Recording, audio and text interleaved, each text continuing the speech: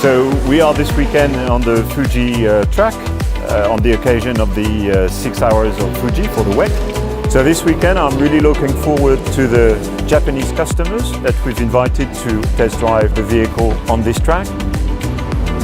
What we really wanted to do is to show the different aspect of the Alpine brand.